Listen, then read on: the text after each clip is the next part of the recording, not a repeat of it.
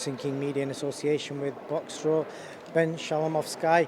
So first question I want to ask you, Ben, how close were you even considering making this a pay-per-view, or was that never an option? It was the obvious thing to do with a fight this big, with a story like this. I think we always, since I've been in, when you're looking at pay-per-views, do the public know who they are? Do they know who's going to win? If the right answer to that works, then it's usually a pay-per-view. This is a massive story. This is 10 years. This has everything from styles to personalities to UK and US to the whole history that we've seen. And both of them been on Sky in the past year.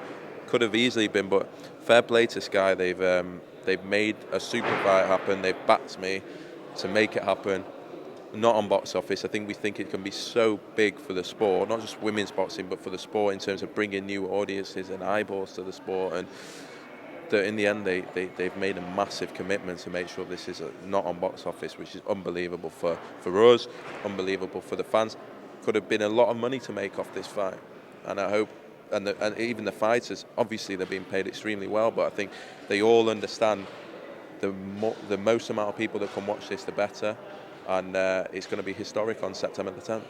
Definitely. How difficult have you found, because obviously you're kind of promoting both ladies, so have you had any awkward conversations with either side? Because I'm guessing Clarissa's automatically going to be thinking that you're probably going to side with Savannah, obviously being British, but obviously you've got to try and play it neutral.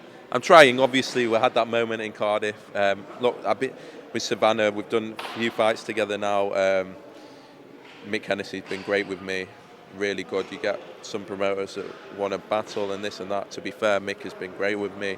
I've got Huey and Savannah's been fantastic. So obviously, I know Savannah very, very well. I think she's got an unbelievable chance of winning this fight. I think she's such a better boxer than she was even when she beat Clarissa all those years ago under Peter Fury and everything like that. She's just developed into an absolute machine.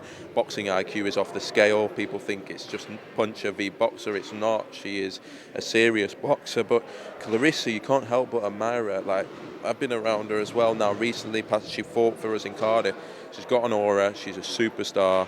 She was a world champion after 4 fights in the professional game, never mind the 2 Olympic golds that she won. She's 26.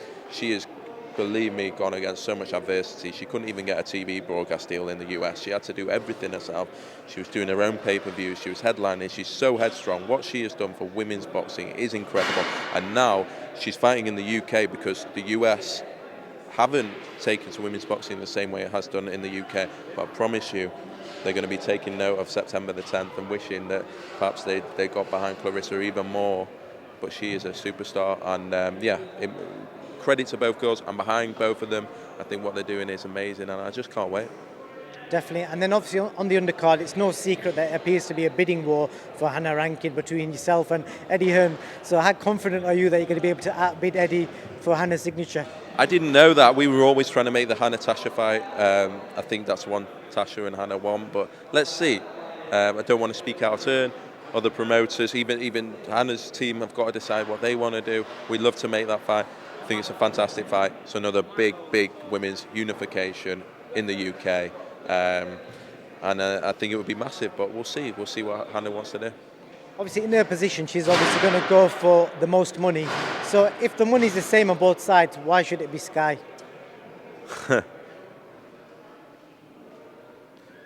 Sky is Sky. What more do I have to say? You know, we've seen it a few times. Sky is Sky. I'm lucky. I'm fortunate to be on the best platform there is in boxing. No arguments about that. I don't think anyone would argue about that. And that's fantastic for fighters. It's fantastic for me. It's fantastic for events. And but DAZN have done amazing things in boxing as well. So whatever she wants to do, she'll do whatever's best for her. Last question. Obviously, no one knows who it is or how it's happened, but Eddie mentioned in an interview recently that Lorenzo Gonzalez has been approached by someone. Do you know anything about that? Any comments on that? I think there were a lot of offers. I think Lawrence's team maybe thought they were out of contract, or I don't know. It's not my contract to talk of. I think they received different offers. It's nothing to do with me. Whatever's going on between Lawrence and MATCHROOM is between them. And we're just in a really good position where we feel like fighters want to be on Sky. And just excited because we get to put on massive shows like this. We've got Bill and Smith Chamberlain, which I believe is a great fight as well, on July 30th. Liam Smith's obviously just signed, which is big news for the company, big news for Sky as well. We think he's coming into his prime. Some massive fights for him as well, some obvious fights for him. And we'll just keep going, and we have maximum respect for the other broadcasters and the other promoters. I cannot put that. I don't want it to be about me versus Frank or me versus Eddie. Look at this card. Maya Baumgartner in Matchroom, Maya top rank, Shields with Dimitri, Savannah with Mick Hennessy.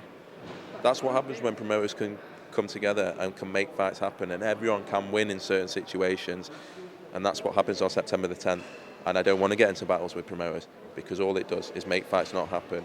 And it's very tricky not to, 100% very, very tricky, especially being new on the scene. It's hard, but we'll keep trying to do our best, and hopefully it works out. Well, you're making some big moves. Last question on Liam Smith. I don't think anybody expected that.